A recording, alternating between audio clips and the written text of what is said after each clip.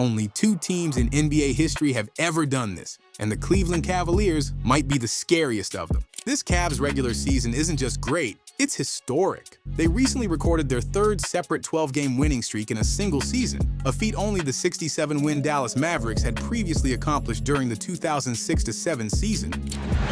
Terry for 3, no good. Nowitzki gets up. But while those Mavs were the NBA's top seed by 6 wins and had MVP Dirk Nowitzki, they collapsed in the first round of the playoffs against the 8th-seeded Golden State Warriors. Unlike that Dallas team, the Cavs are built to withstand the postseason because they've completely transformed their defense. The craziest part? They adapted and molded this system throughout the season because of one player everyone thought was a weak link.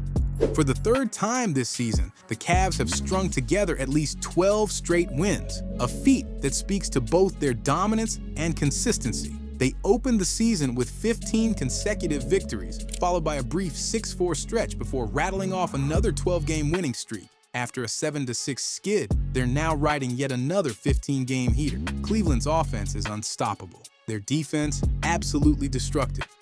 A major turning point came in early February when the Cavs made a crucial trade for DeAndre Hunter, and since then, they haven't lost with him in the lineup. Hunter has been the perfect addition to an already deep and well-balanced squad, giving them a switchable wing who can comfortably defend positions 2 through 4, score from anywhere, and stretch the floor alongside Cleveland's core 4, Jarrett Allen, Darius Garland, Evan Mobley, and Donovan Mitchell. And if one of those 4 needs to sit, no problem. Hunter can slide into the starting lineup at almost any position, thanks to the Cavs' incredible versatility. Oh, and he's fully capable of exploding offensively. Just ask the Trailblazers, who watched him drop 32 points in early March. In that game, Hunter played a key role in a come-from-behind overtime win, helping erase an 18-point deficit. Wait for an Allen screen. Get picked up by Reed. Find Allen. Allen back to Hunter. Hey! The trade for Hunter was the latest step in Cleveland's grand strategy, something head coach Kenny Atkinson calls stockpiling wings. Since January, the Cavs have added 3 more rugged physical defenders, either through trades, scrap heap signings, or by welcoming back Dean Wade after a month-long injury absence. There's a clear reason behind this approach. As many have pointed out, when the Cavs struggle, it's often because they get pushed around on the perimeter. While Garland 6'1" and Mitchell 6'3" are elite talents, their size makes them vulnerable against bigger backcourts. But everywhere else, Cleveland is huge. They've already figured out how to maximize the twin tower pairing of 6'11" Jarrett Allen and 6'11" Evan Mobley. Now they've bulked up even more. DeAndre Hunter 6'8", Dean Wade 6'9", Max Strus 6'5", Isaac Okoro 6'5", even Tai Jerome is 6'5", their backup point guard having a career season, who is also making a case for 6th Man of the Year. Whether by design or coincidence, the Cavs have surrounded their backcourt with size and length, making it much harder for opponents to exploit their guards. It's about the wings, but it's also about their defensive prowess, Atkinson explained. If you do have a smaller guy or weaker defender, you want to support that with bigger guys around him and better defenders. So maybe when Darius is out there, you're thinking, how can we help him a little? That's definitely part of the lineup thing and understanding who you have out there. Garland backs up. He looks to set up Beasley. Now works in toward Durr, and he scoops it up.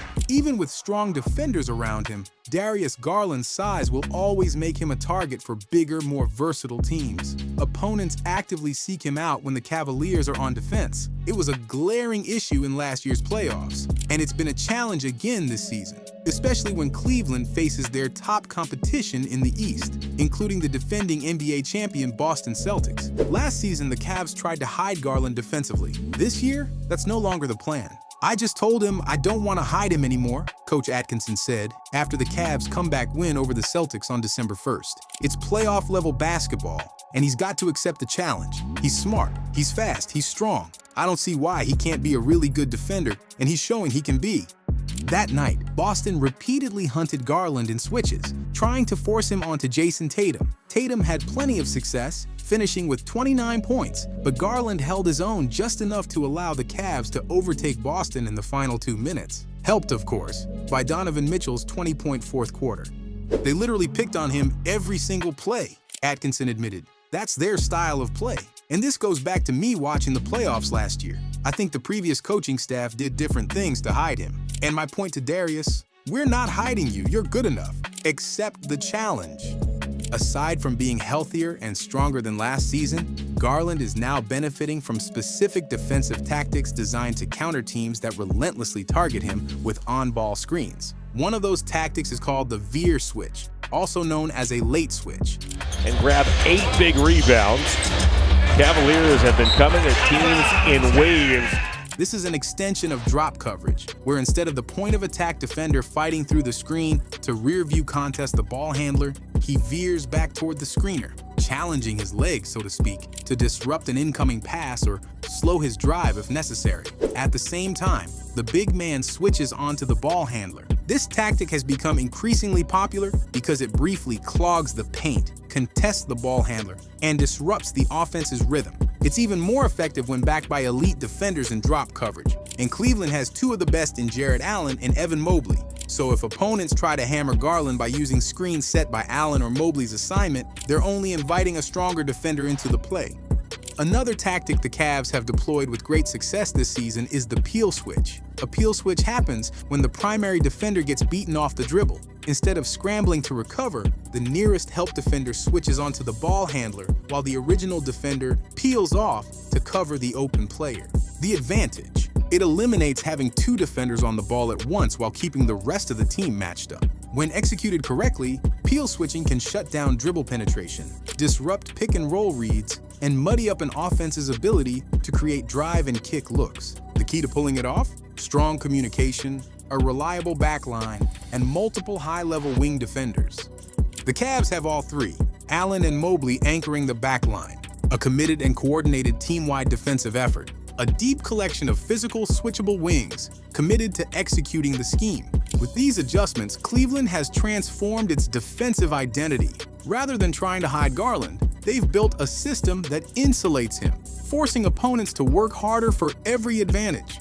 The Cavs have stockpiled size and length, and they know exactly how to deploy it. That's why they have a legitimate chance to overcome Garland's defensive limitations and become a rarity in the NBA. A team with 2 small guards that wins the title.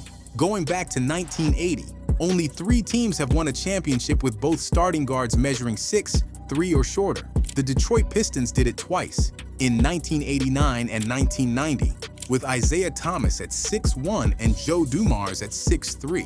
The 1983 Philadelphia 76ers pulled it off with a 6'1" Morris Cheeks and a 6'3" Andrew Toney. The rebound, he's short down court. Actually, Andrew Toney.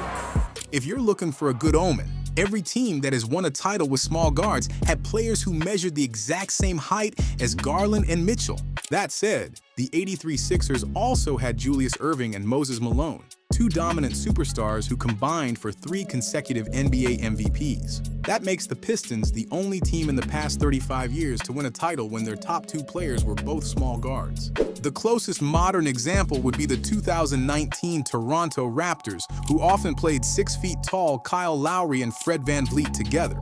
But that team also had a 6'6" long-arm Danny Green as its starting shooting guard and Kawhi Leonard at small forward, who in his prime was one of the greatest on-ball wing defenders of all time. The Raptors' front court featured Marc Gasol and Serge Ibaka, one a former Defensive Player of the Year, the other one of the league's top shot blockers in the 2010s. By that logic, the Cavaliers find themselves in a similar position in terms of defensive prowess in their front court. Jarrett Allen is a dominant rim protector, and Evan Mobley is one of the frontrunners for Defensive Player of the Year now that Victor Wembanyama is shut down. But the Cavs' biggest advantage? Their strength in numbers at the wing. They're no longer just relying on Mitchell as their sole elite player, though not because of any decline in his ability. Let's not get carried away and compare Mobley and Allen to Erving and Malone, but they are stars in their own right, more than capable of impacting both ends of the floor. Mobley isn't just excelling as a defensive stalwart and interior scorer. He's expanded his game to the perimeter, emerging as a 3-point threat and a high-post playmaker. And Garland grabs the loose ball. Nelson's gone from his Mobley down the lane, thunders at home. He's an all-star, averaging 18 points, 9 rebounds, and 3 assists while shooting 36.5% from deep. A big who can push the break, initiate offense, and anchor a defense? That's an incredibly rare skill set. For now, Max Strus remains the starting wing next to Mitchell and Garland, rather than DeAndre Hunter. Atkinson explained that Strus has built trust and chemistry over 2 seasons in Cleveland, and that the team's advanced metrics with him in the starting lineup have been overwhelmingly positive. From a basketball standpoint, it makes perfect sense. Strus' reputation as a shooter forces defenders to track his movement, and Cleveland has found ways to weaponize him as a relentless off-ball threat, constantly shifting sides of the court within the same possession. He plays a key role in their dribble handoff packages with one of the bigs. And as a ghost screener with either guard, he sprints through the action rather than setting a traditional pick. This brief moment of defensive confusion can create an open lane for a drive, a quick three-pointer, or an opportunity to make a play for a teammate, forcing the defense to keep up until it eventually breaks down. While Strus is doing his thing in the starting lineup, another lethal shooter is leading Cleveland's deep bench. After playing fewer than 15 total minutes last season, Tai Jerome is now making a strong case for 6th Man of the Year. He's on pace to join the elite 50-40-90 club, shooting 50% from the field, nearly 44% from 3, and 90% from the free throw line. Jerome, perilously late in the shot clock, gets it off and gets it in! Since the three-point line was introduced in the 1979-80 season, only 9 players have ever hit these marks. Larry Bird, Steve Nash, and Kevin Durant are the only ones to do it multiple times, with Durant being the most recent in the 2023-2024 season. The only Cavalier to ever achieve 50-40-90 was Mark Price in 88-89. To qualify, a player must hit at least 300 field goals, 82 three-pointers, and 125 free throws, and both Jerome and Darius Garland are currently on track to meet those criteria. That says a lot about the depth of this Cavs team. But just like Max Strus, Jerome is far more than just a standstill shooter. He's a crafty ball handler, has one of the smoothest floaters in the league, sees the floor exceptionally well, and he has been huge in clutch situations. None more impressive than his 15-point fourth quarter against the Memphis Grizzlies. With Darius Garland out, the Cavs needed every bit of Jerome's scoring and playmaking to pull off the win and keep their current streak going. This team was projected to win 48 games at the start of the season, a mark they surpassed before even entering March. They made no major roster changes in the offseason after losing in the second round of the playoffs, and the biggest move they did make was replacing J.B. Bickerstaff with Kenny Atkinson, who has taken a team that was already on the rise and pushed it even further. "Everything's kind of gone our way, right?" Atkinson said. "We have great talent, great continuity, great togetherness. There's luck when you do that. There has to be, because it's so hard to win in the NBA." Nobody expected the Cleveland Cavaliers to break the league this year. But if you're not paying attention now, you might look up in May and wonder how they made the conference finals. Do you think the Cavs' improvements and depth can fuel a deep playoff run? Let us know in the comments. And don't forget to like, subscribe, and hit the notification bell for more in-depth basketball stories and analysis.